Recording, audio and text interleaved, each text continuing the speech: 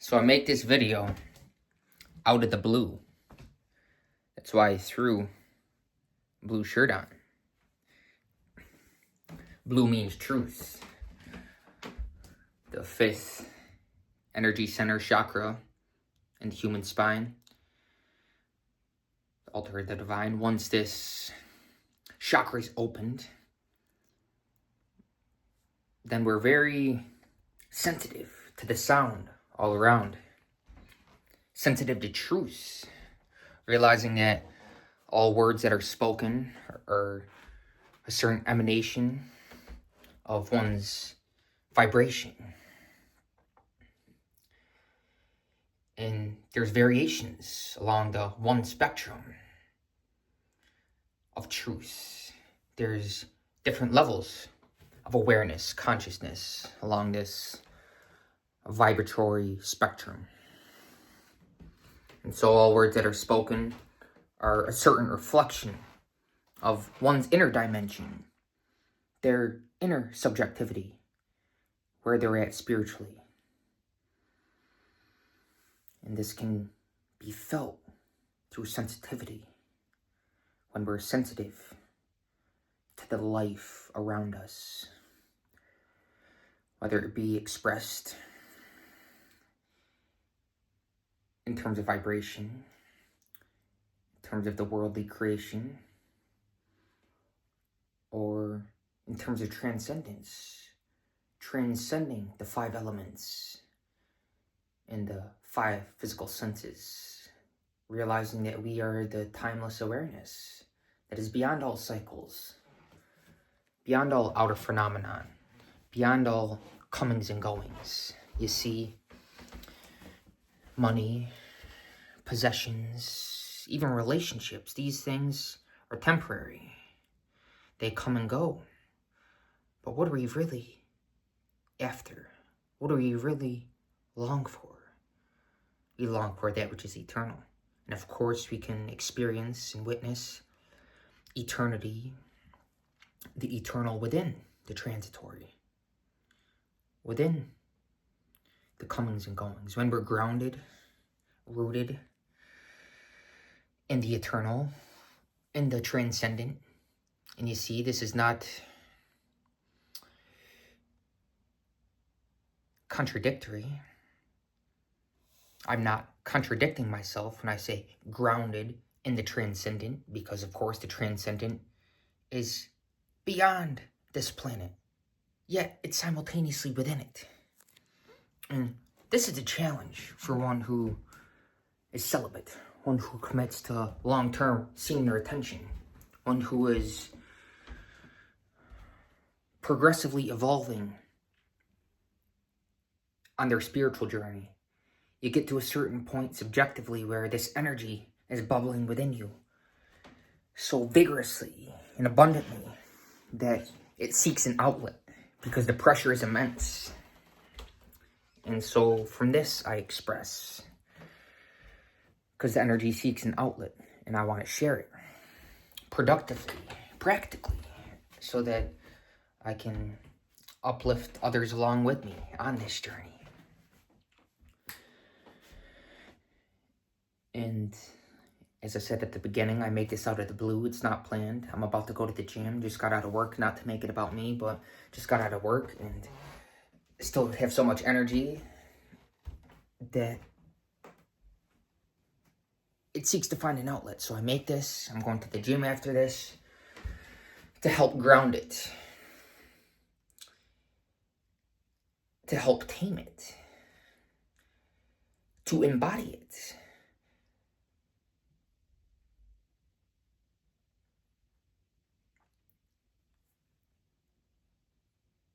The awareness of the flow of this inner energy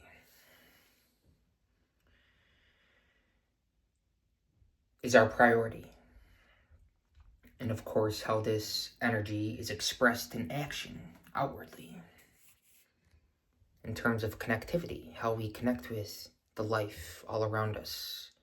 Because we can say, this is you and me, this is my body, and that's your body.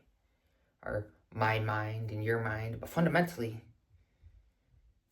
there's only one divine, one life energy. And when you experience this subjectively, naturally you include all of the life around you as a part of you. And it's ever so joyful. The joy of the Lord is your strength. Someone at work asked me tonight, why are you so happy? Why are you so smiley? Why are you smiling? And I thought, yeah, I don't have a reason. I'm simply joyful. Joyful by my own nature. My joy is on self-start, not push-start. I don't need something outside of me to make me happy. That's just how I am naturally. And I believe that's how we all are naturally. When we're really in tune with our inner energy. And that's very easy to simply be joyful. It's the easiest thing we can do to uplift and impact positively the life around us, is to simply be joyful in our experience. No reason. It's beyond logic and thinking.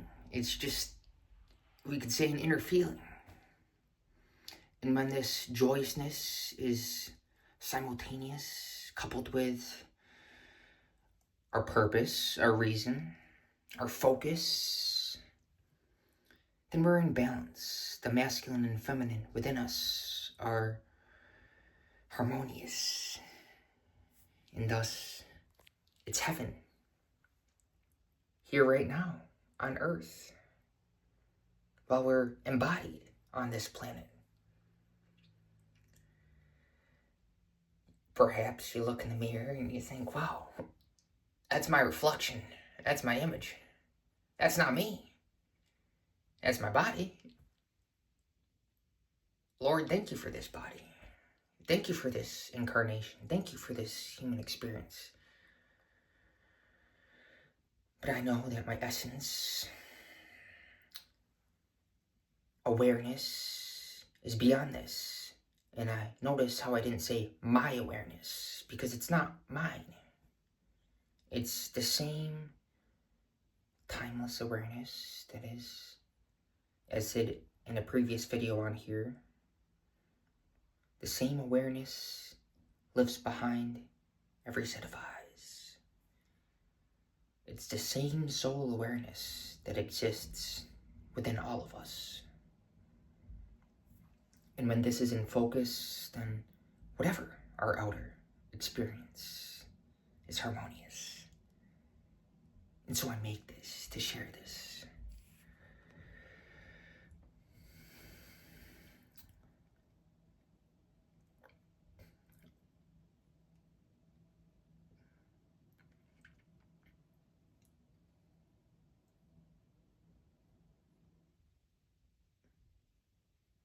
Of course, the truth is founded in silence.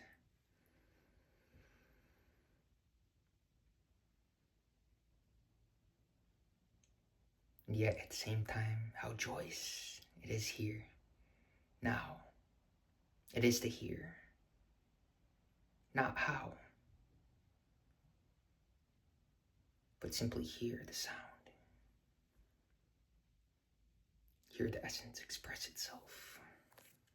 The words are so sweet coming out of my mouth.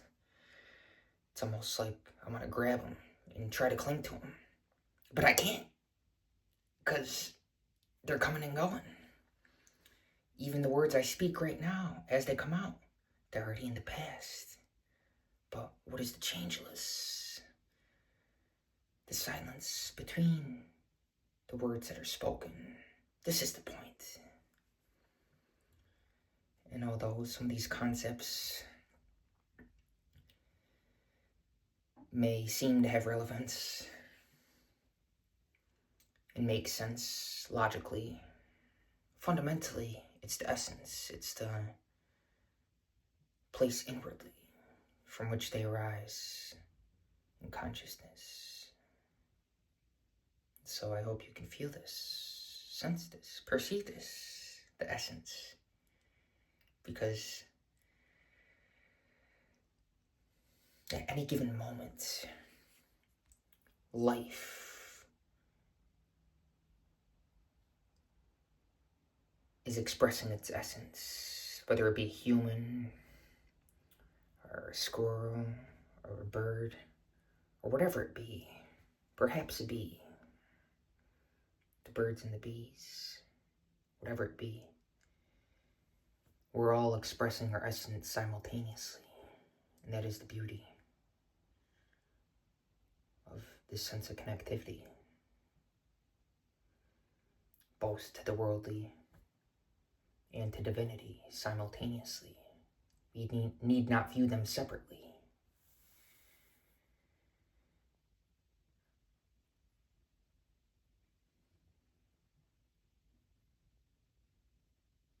Might as well wait till 11:11.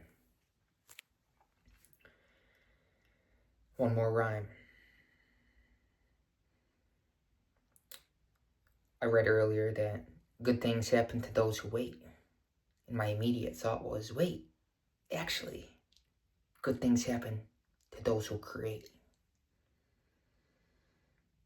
That is, create unconditionally, without expectation, without condition.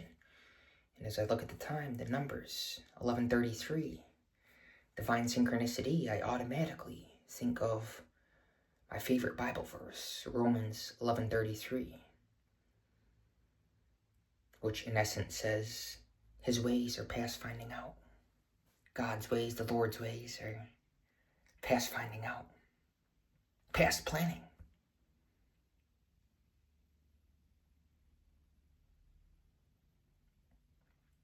In other words, everything is expressing its essence spontaneously.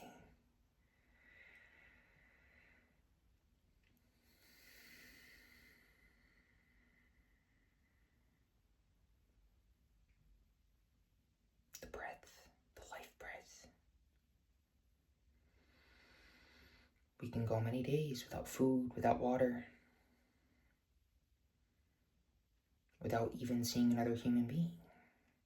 But try to go even a few minutes without breathing. This is what connects us to the beyond, our breath. There's a quote in Autobiography of a Yogi that breathlessness is deathlessness. What connects us to this earth, to this planet? In the Bible it says two things: bread, food, and breath. The life breath. Food has to do with a rootedness, the bottom of the spine, the base of the spine, the root chakra. And breath, the heart, air, lungs, oxygen, trees. Trees produce oxygen, air for us to breathe. And at the same time, very grounded and rooted in the earth. But as we evolve, I said it at the beginning of this video, to above the heart, to the throat, as this kundalini sexual energy, our God-given energy, rises within us progressively on our spiritual journey. From the heart to the throat, to the third eye, we see very clearly. And to beyond, outside of the physical body. And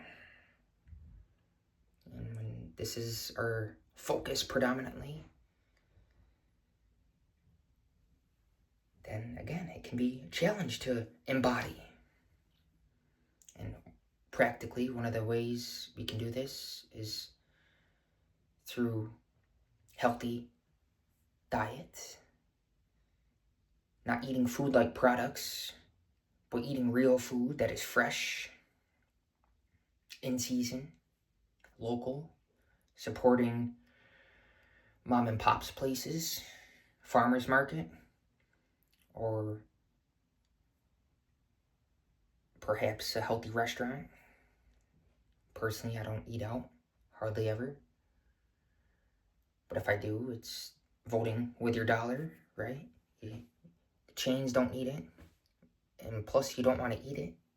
Most of what they're serving, it's not even so much about the food, but the cook, the life, the attention going into it, the energy that it's imbibed with, the vibration.